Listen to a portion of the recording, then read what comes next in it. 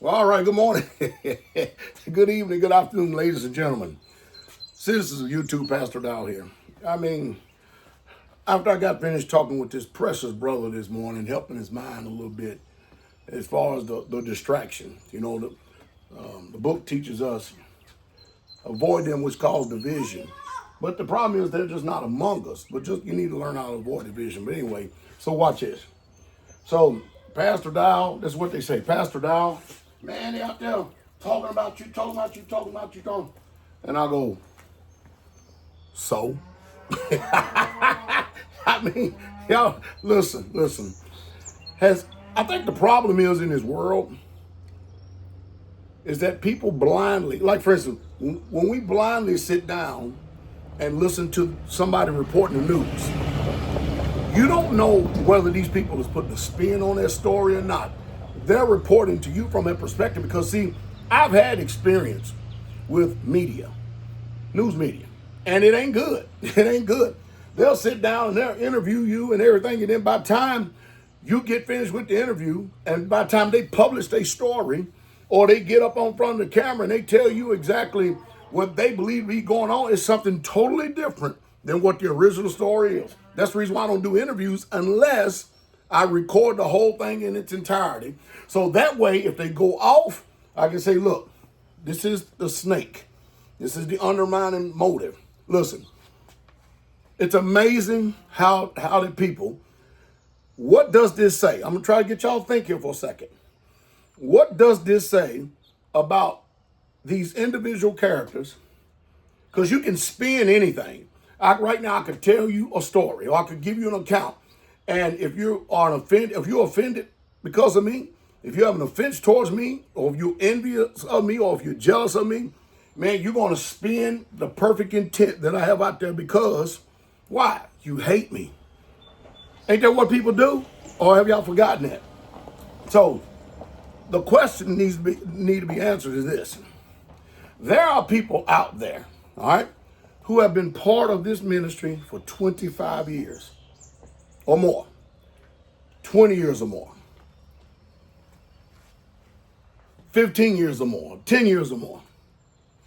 Listen to what I'm getting ready to say. Now they're out there speaking against this ministry. Where were they at? Here, you need a key. Come here, babe.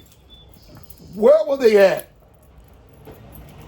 20 years ago, 25 years ago? I mean, you mean to tell me the whole time they lived at a place for 20 something years and we were all jacked up and we were all under some type of control and everything, and watch this, and there was never ever a good moment. Why would you live at a place to where someone ain't doing no good, ain't never did no good, and then put up with it for 25 years, 20 years, 15 years, 10 years? Listen, people have changed their opinion and perspective, and now they're just trying to go against everything. I mean, listen, I've got people who used to live out here on this land that had no rent and no mortgage. Now they go out there and they pay rent.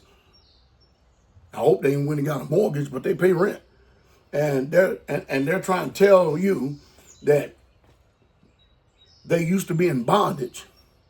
They must enjoy this bondage because they lived a long time without paying a rent, a mortgage, a light bill. I mean, a food bill. They never paid that here. And now all of a sudden, they get offended and they change their mind. You people got to be more intelligent than that. Surely you got to be more intelligent than that. And then I'll preface this by saying this. If you're still in the faith, because some of them are not still in the faith. I sat up there and watched a sister the other day. Melanated sister, well, a melanated woman.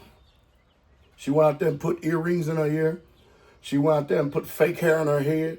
She went out there and got white fingernails and a red fingernail here and a red fingernail there. And I go, look, see, this is the perfect sign to let you know that man is falling away and she's gone. So why even hear anything they got to say? Turn the page, move on, make yourself happy. It really ain't that hard. It really ain't that hard. Because if you notice, like Mike Rizzo said, you hear a pastor, he'll do a video, hit something, and then he's right back laser focused.